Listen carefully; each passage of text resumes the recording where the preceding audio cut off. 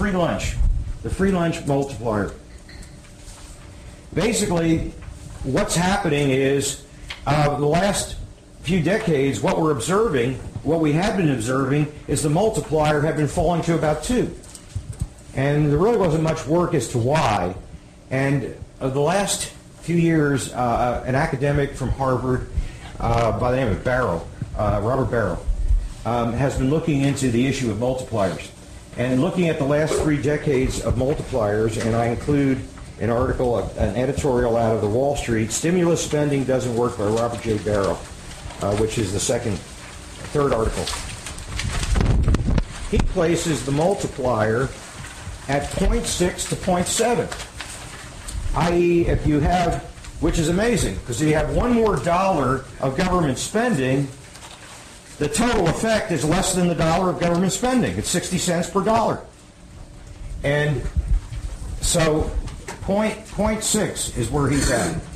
Actually, it's declined from there now. The question is why?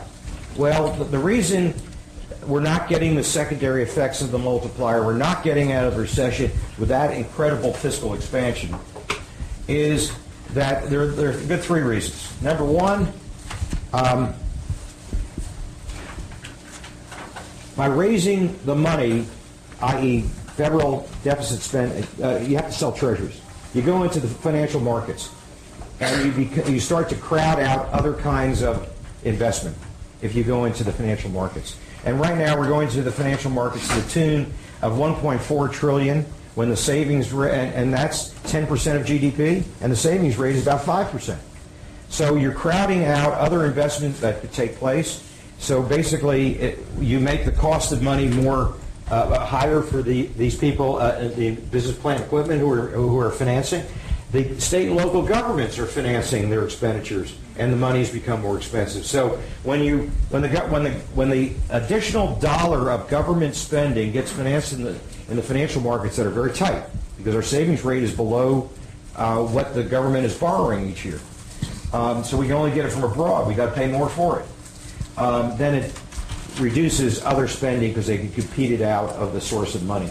So that's number one. Number two, there is this thing called taxes.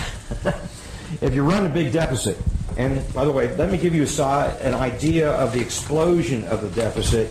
That particular one is short term. Let me give you a picture of the longer term deficit implications of where we are. Take a look at page 10. The Index of Coincident Economic Indicators, is what it's called. Okay. This one goes all the way back to 1965. And this is the one I'm interested in. This is the size of the fiscal surplus and below the line fiscal deficit. This is the Reagan years when we had what we thought at the time was an outlandish deficit, which amounted to, on a percentage basis, about 5.7% of GDP. Down below, it's as a percentage of GDP. And then what typically happens when you have a period of time running a deficit, what starts to happen, which is happening today, is the awareness of sovereign risk picks up. It becomes more and more difficult for you to finance because basically the market is asking for a risk premium on your government debt. So after years of the Reagan tax cuts and large deficits, remember George Bush Sr. came in and he pledged no new taxes. Watch my lips, no new taxes.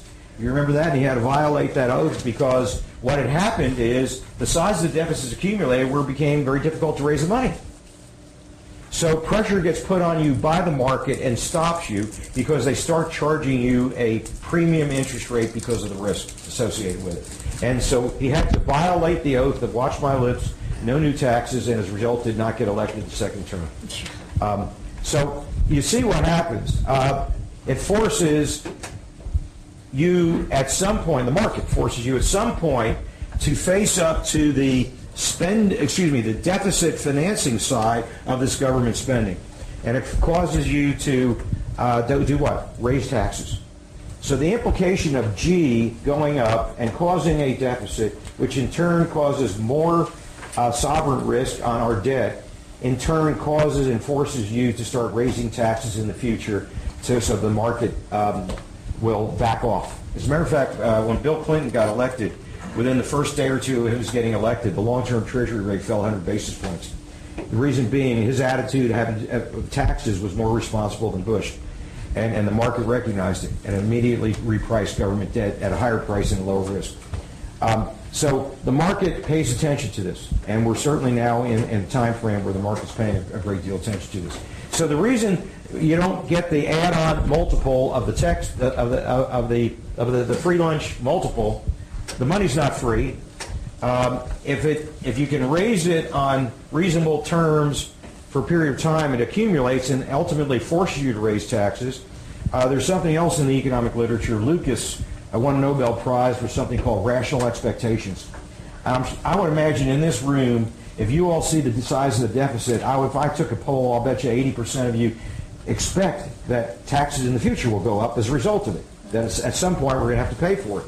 And it's end up going to be very easy. As a matter of fact, I noticed in the Statesman this weekend, Obama administration all but said so.